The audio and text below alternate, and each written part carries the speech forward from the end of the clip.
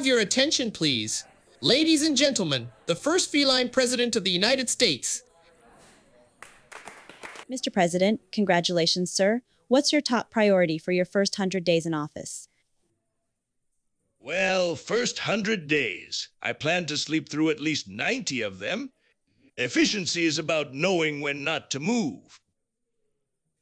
Mr. President, how do you plan to handle foreign policy, especially with the dogs? Excellent question. We've reached across the aisle and across the yard.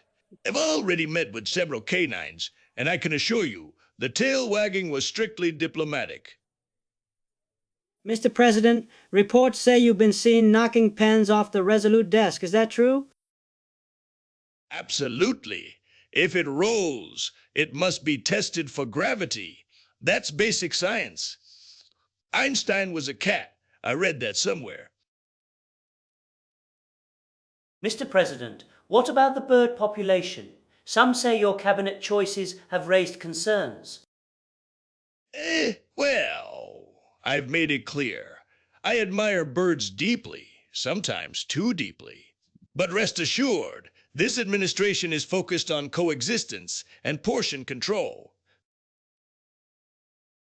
Mr. President, will your administration be transparent? Of course. We've installed floor-to-ceiling windows in the Oval Office.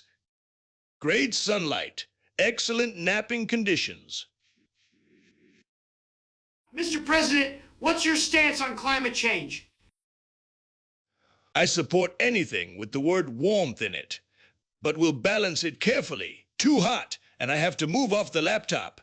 Mr. President, humans are asking if they'll still have a place in your administration. Absolutely.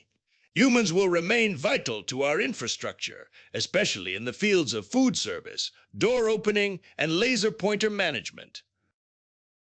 Mr. President, is it true you've banned dogs from the Rose Garden? No, that's fake news. Dogs are welcome as long as they don't dig into national security. What about the economy? We're moving to a fish-based standard. Every citizen will receive 1 can of tuna per week, and I'll personally inspect the quality. Your critics say you've spent too much time licking yourself instead of addressing inflation. That's self-care, not self-interest. And as for inflation, have you seen the price of catnip lately? It's gone through the roof. All right, that's all for now. Press conference is over. I've got treaties to nap on and curtains to climb.